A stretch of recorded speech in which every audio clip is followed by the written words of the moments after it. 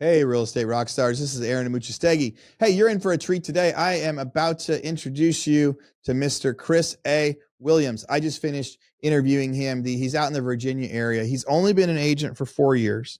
His first year was pretty rough. He started March 2020. He only did 2 deals that year. He talks about that year and how he got those deals and then how he grew. But what's more impressive is then he did 20 deals, then 40 deals, and this year he's doing 100 and something deals. And now he has a team, and really, he shares a method to get deals and leads that I think everybody can copy. I think you guys can copy it right now. Go use it in your business, and within a few months, you'll be getting more deals. So without further ado, I hope you love this episode. Here's my interview with Chris A. Williams.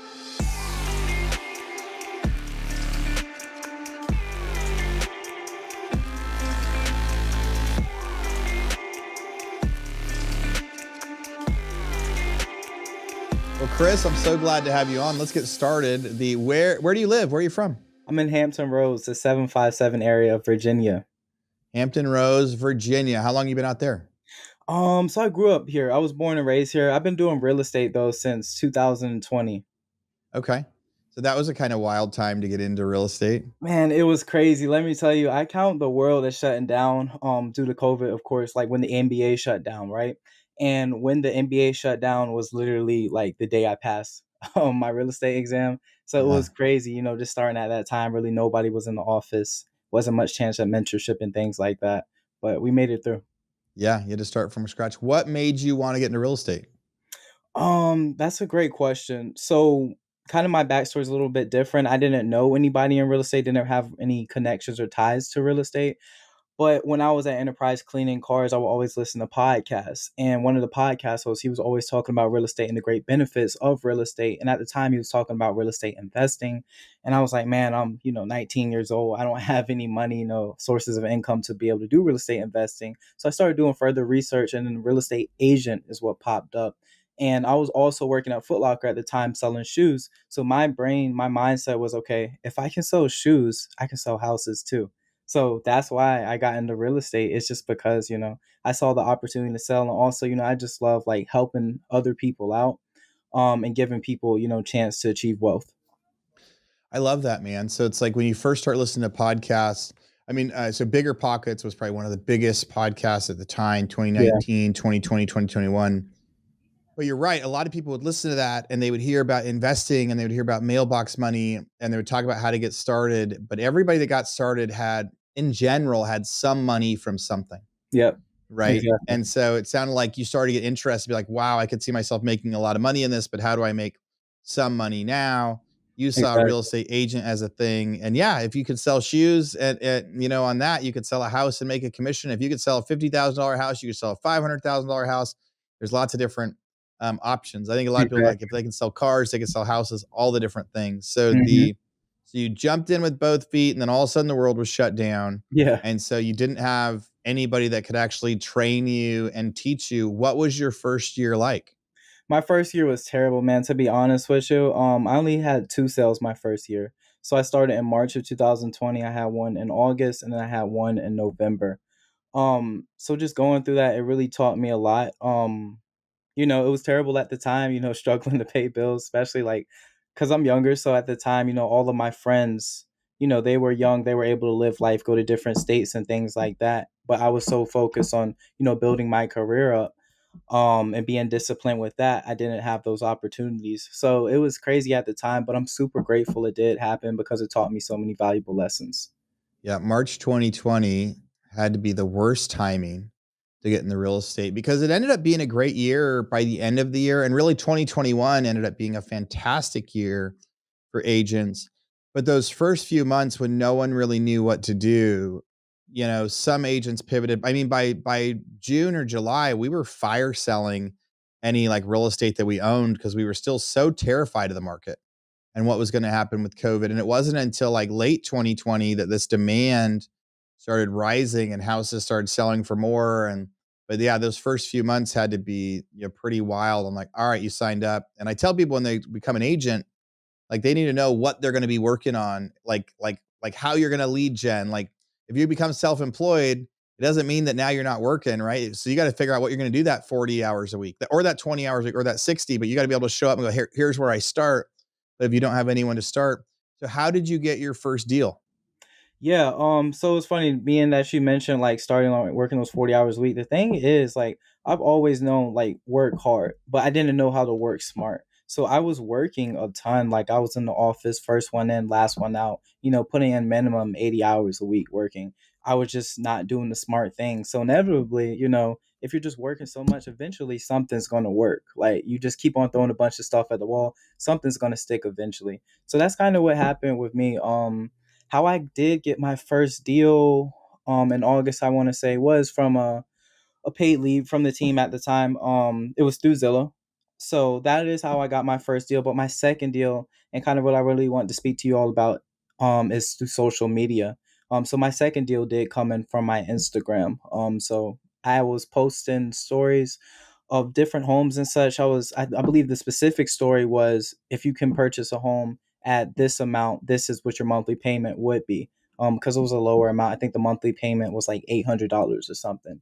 And the client who ended up purchasing, she had slid up on the story and she was like, "Oh my gosh, I can purchase a home for this much. Like my rent is, 1,500. I can purchase a home for this much." I said, "Yeah." So, we had that conversation, set the consultation. Within a month, we ended up closing on the deal. So I love that. So you just kept working trying to find something. The brokerage that you worked for, the team, they bought a lead, gave you that lead. It was a Zillow lead, and then you ended up representing them as the buyer on that lead Yeah, I on the very represented first them one. for the first deal. Yep, I was So you got representing. your first deal done, and you were a few months in, and you're like, okay, here's what a commission feels like, but it's way few and far between. How long had you been posting videos like that on social media before you actually turned social media into a lead? Yeah, I would say it was some months, to be honest with you. I always knew the value of social media, but I didn't know how to convert it into business yet. I was still very green when it comes to that. Like those people who have stories and there's like they post so many stories, they're like super little dots. That was Yeah, definitely me.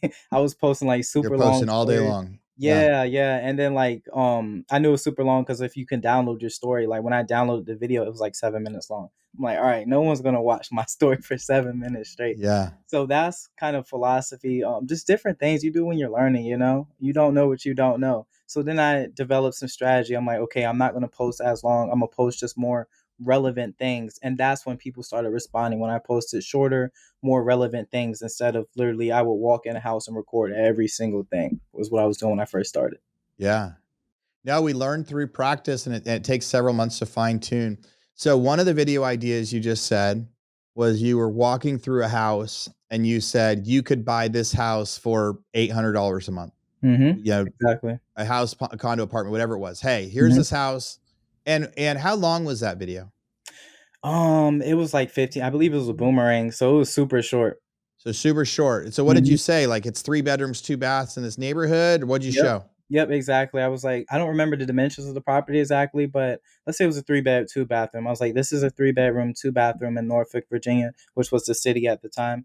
And if you purchase this home, it is going to be this amount per month. Because I spoke to my lender, we got numbers, statistics, and such, and it was going to be, that payment per month. So that's all I did, just posted that All on right. the And to store. do that, you actually did your own research as an agent. You're like, hey, what's a good priced home?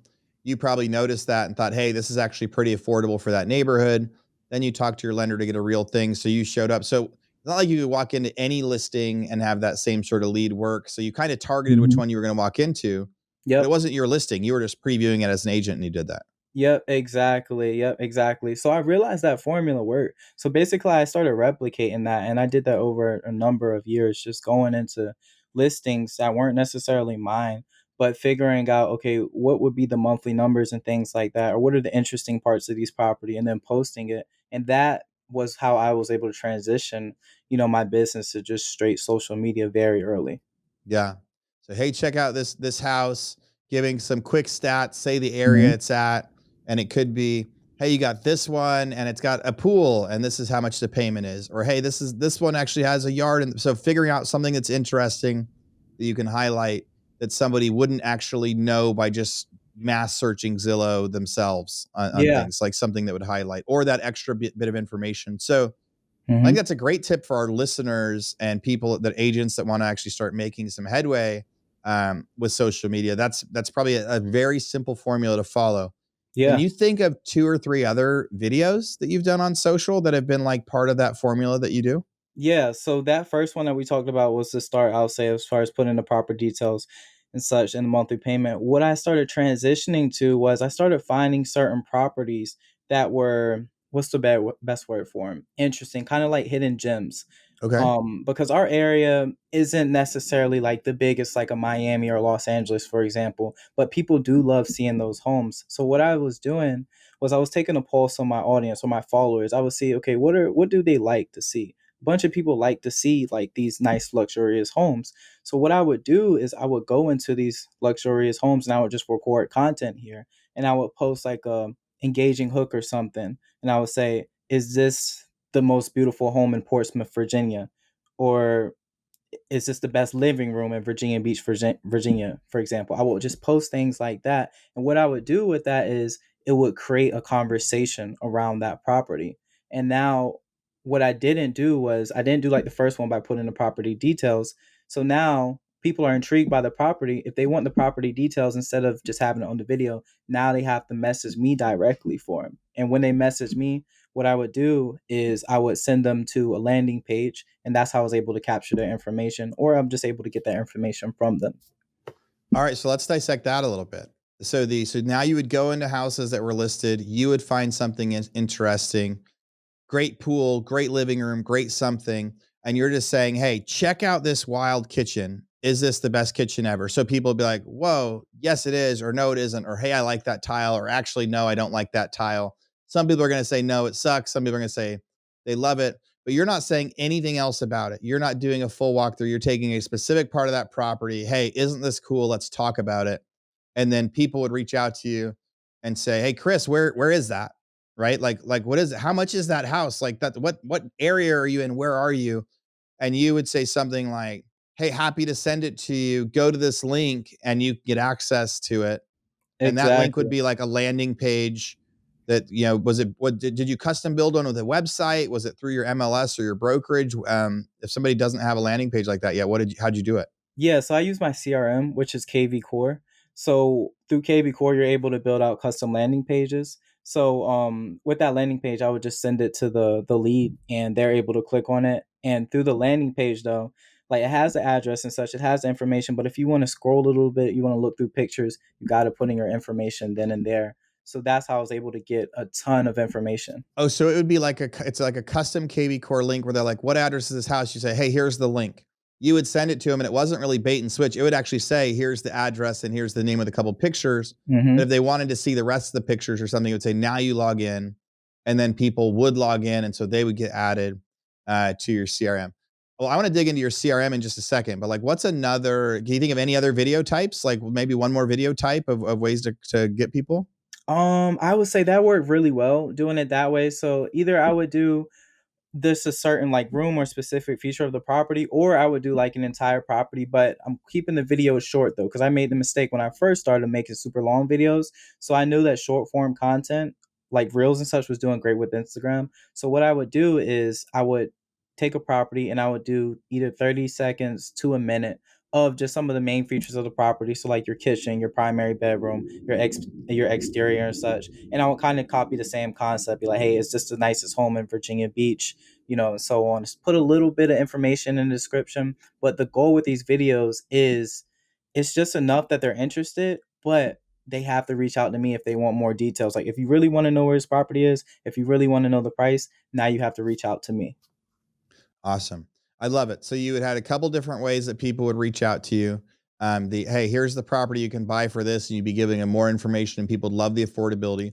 Little harder right now with rates higher, like what you can pay definitely might not be the tick, but now it's about figuring out something that is interesting to people, and that interesting thing could be where it is, or it could be that it's priced below other things. So like I guess a hook could be like, hey, this check out this house that's priced $50,000 below every other one in the neighborhood, Mm-hmm. or check out this kitchen. They go to KV Core, they get into your CRM.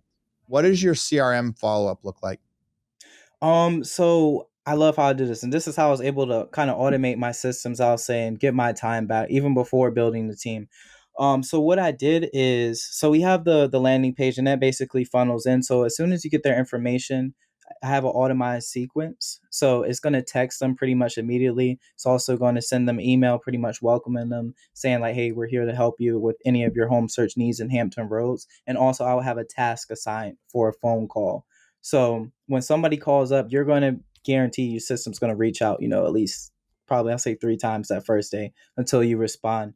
And the messages, initial messages that we're sending them, it isn't like a super bland like, hi, thanks for signing up. It's customized where it sounds pretty much exactly like me. But the reason why I did this is because the amount of leads that were coming in were just so much that I couldn't physically go one on one and text each lead.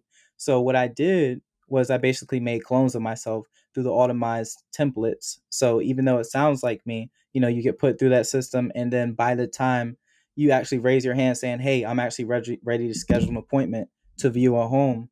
Now that's where I come in. The real me, that's where I come in. And we set the time for the appointment.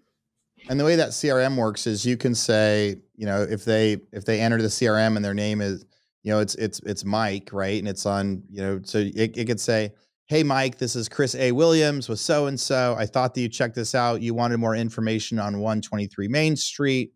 Let me know if you have a few minutes to talk about it, or something like that, some sort of a pitch. And that would go on text message.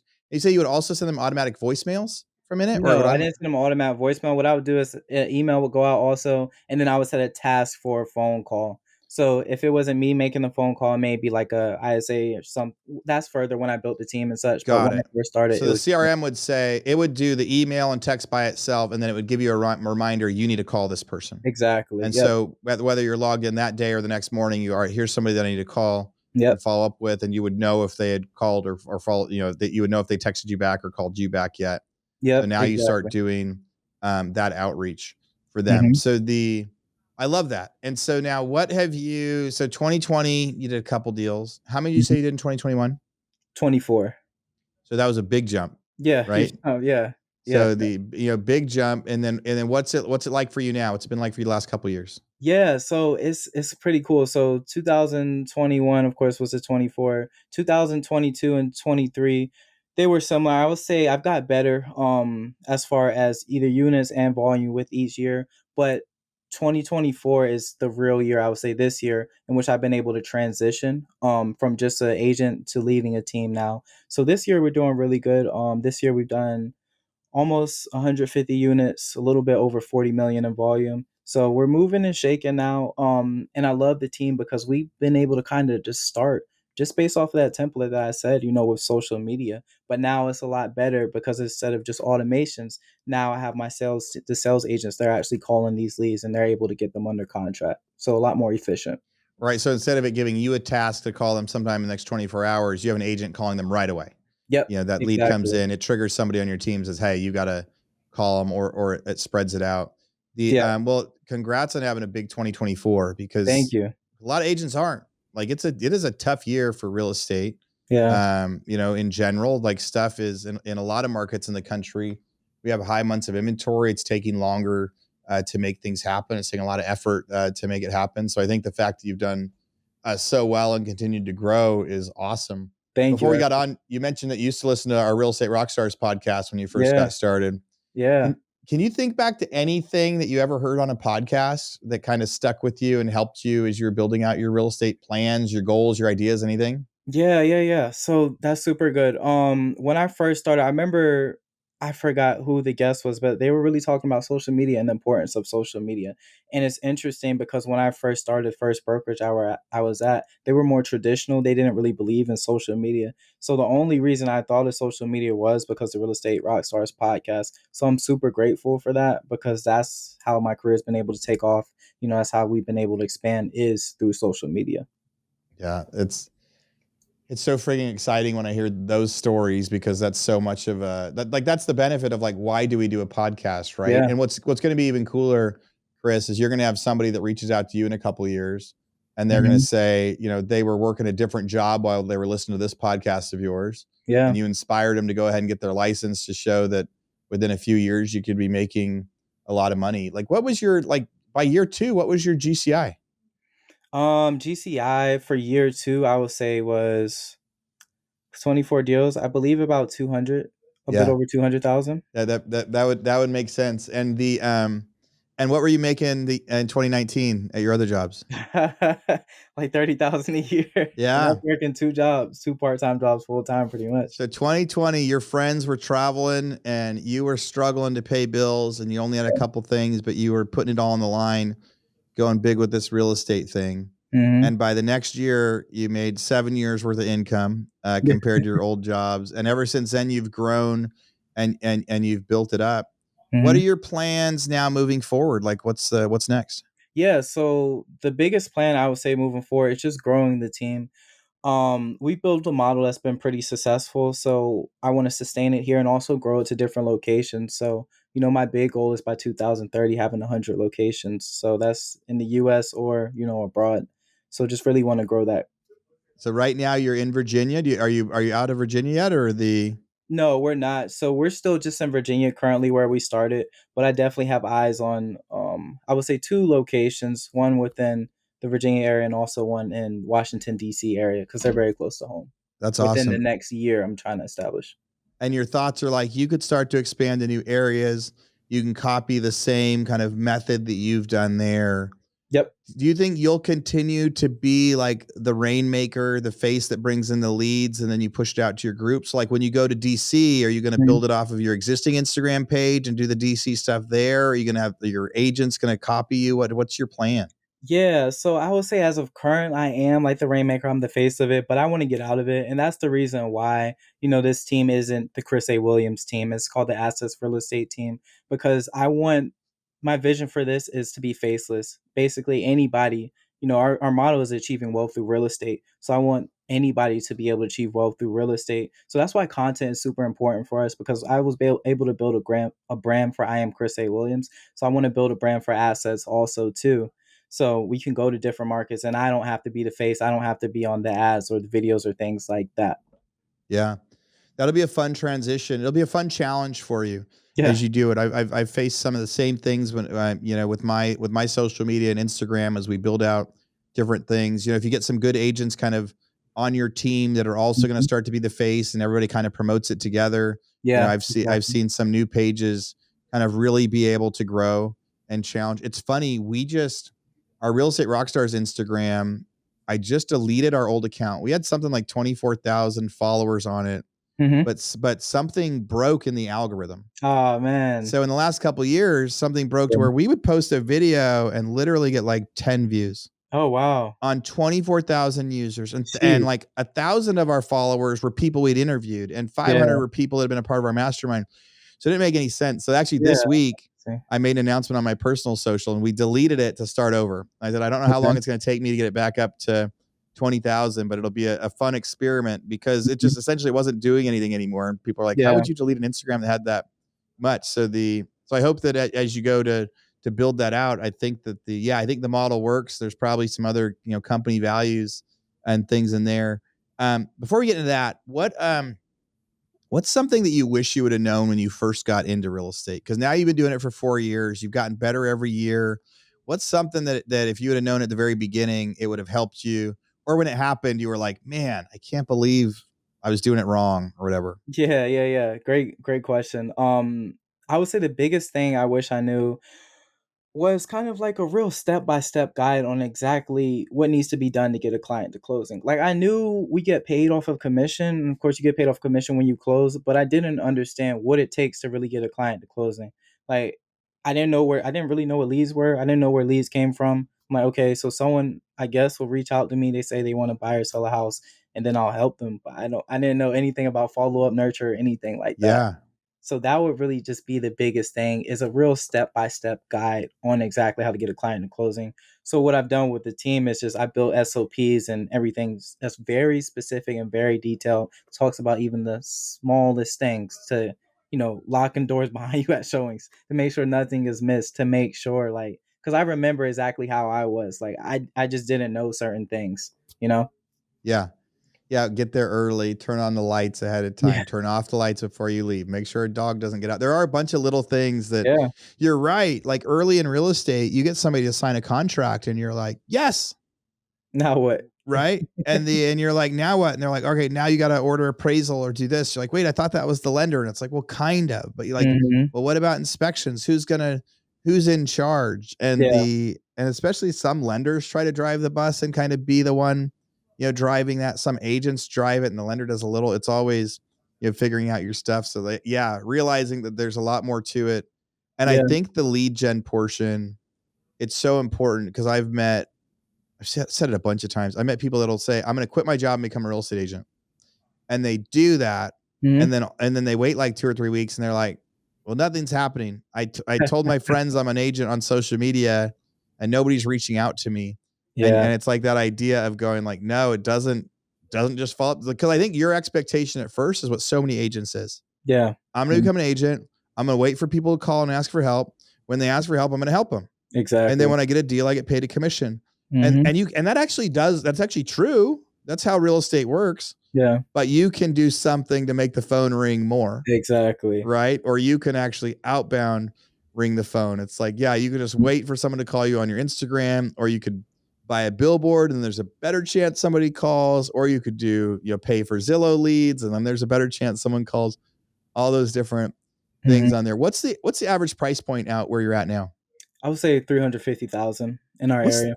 and now Virginia's been pretty, I guess, stable through 2020. Like Yeah. it's so close to like the capital, like overall jobs stayed solid from all the understanding of the markets that Yeah. I track out there.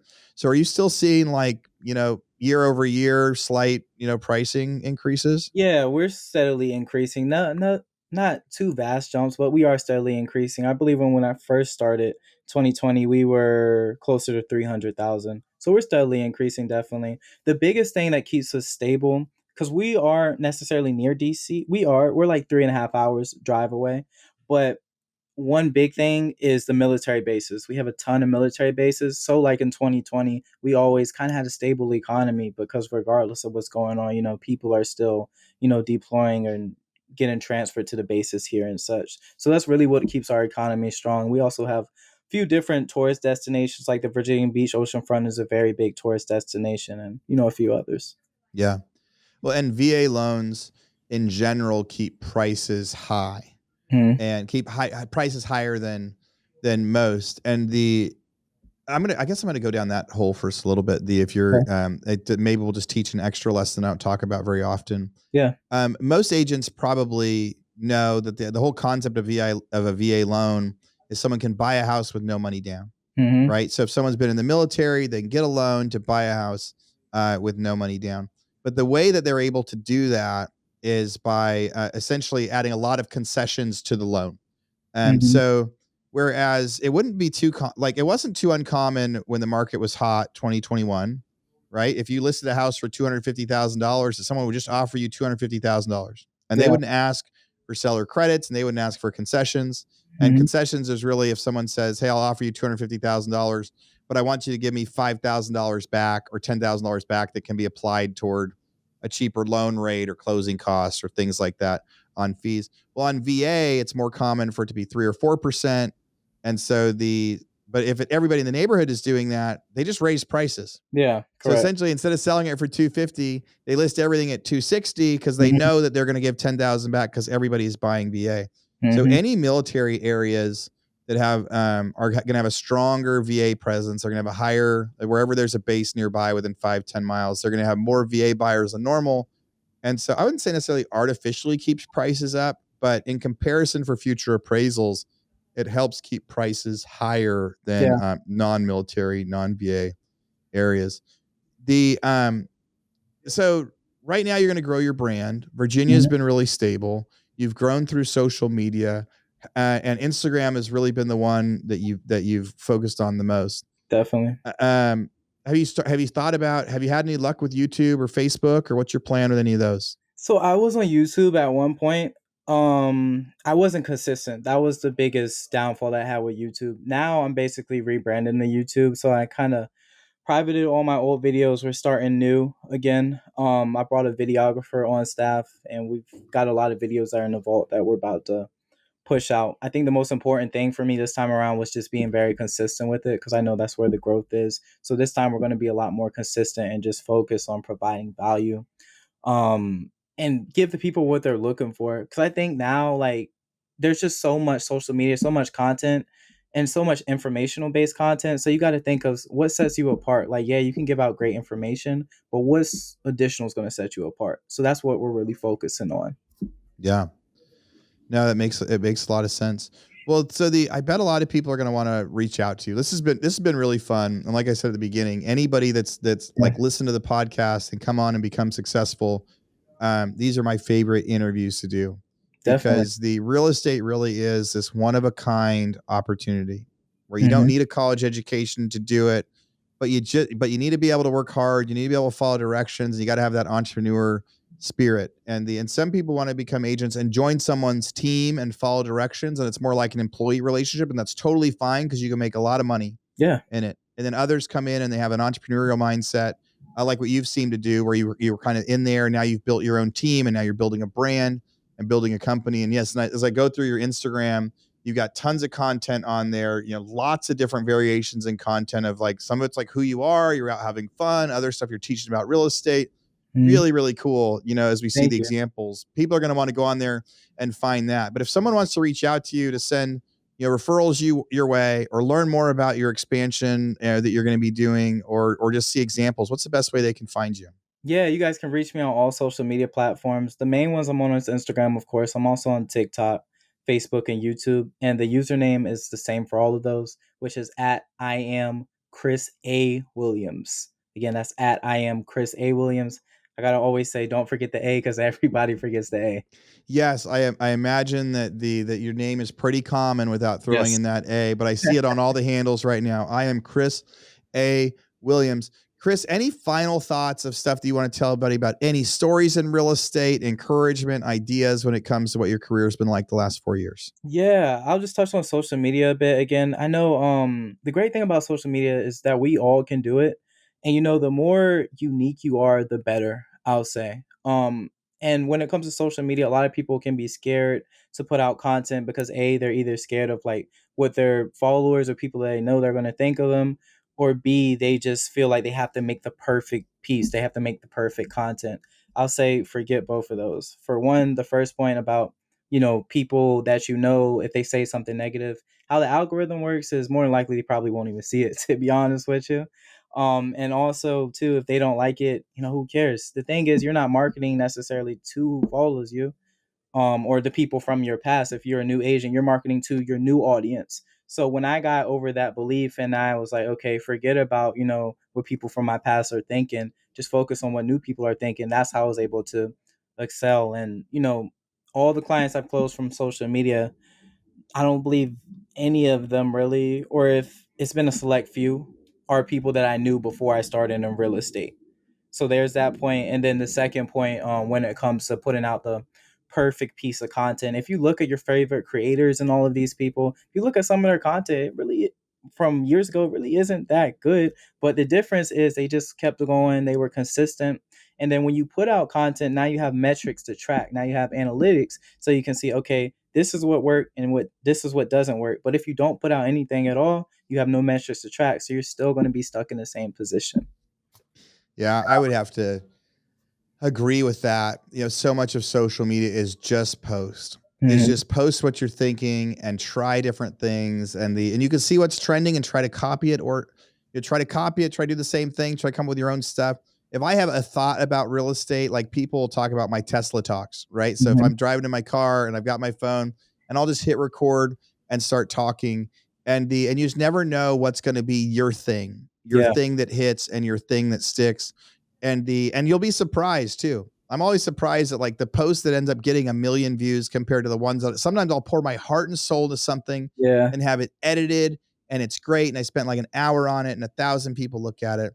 And Yep. I can have something that I thought of it for a second and posted a quick video and literally get 1 million views. Yeah. And sometimes there's no rhyme or reason to it, but you can, like, the other side of that is just keep going and be consistent. Like, Yeah. one thing that everyone talks about but it is so true, is whether it's a post a day or 2 posts a day, it's got to be at least 1 a day. Like you got Mhm. to be consistent, because if you've never got started before, you're actually almost in good shape, because if you're consistent for 2 or 3 weeks, Instagram, TikTok, all of them are going to pick up your stuff and start sending it to others, because they want people that are consistent putting out new content, and that's how they test if your content's good, Yeah, right? that's true. Like they don't want to push out content if you haven't been there for a couple weeks, but if you post for 2 or 3 weeks, they're gonna be like, okay, let's see if Instagram actually likes this. Let's put this on the For You page for a second. Like I guarantee you post every day for 2 3 weeks, you will get your chance on the For You page to really go through and see if it picks up. Yeah. So I love that. So I'm sure people are going to reach out to you, Chris. It's been really fun. Again, congratulations on what you've built, especially as a self-proclaimed like younger guy in the business, coming from selling shoes to jumping into real estate. Especially the fact you joined in 2020 and you had to teach yourself how to do um, a lot of this stuff. The Real estate rock stars, as you're listening to this, I always say there's no price to pay for listening to the podcast, but I do hope that whether you liked this interview today or whether you didn't, please go give us a review so we know how we're doing. Please reach out to Chris. He's obviously been a great guy today, and check out his social media, get some ideas on how you can grow your team as well. For our March mastermind out in Austin, the Real Estate Rockstars Mastermind, I think it's March 5th through 7th or 6th through 8th. It's a couple days before South by Southwest in Austin. We've rented out the whole South Congress Hotel, so everybody staying there is going to be part of our Rockstar members. We still have some tickets left. If you want to go to realestaterockstarsmastermind.com, there's more ticket and info. You can find me on Instagram at Aaron Amuchastegui. And as always, Chris, thank you so much for coming on the show today. Thank you. Appreciate you. Yeah, Real Estate Rockstars. Thanks for listening.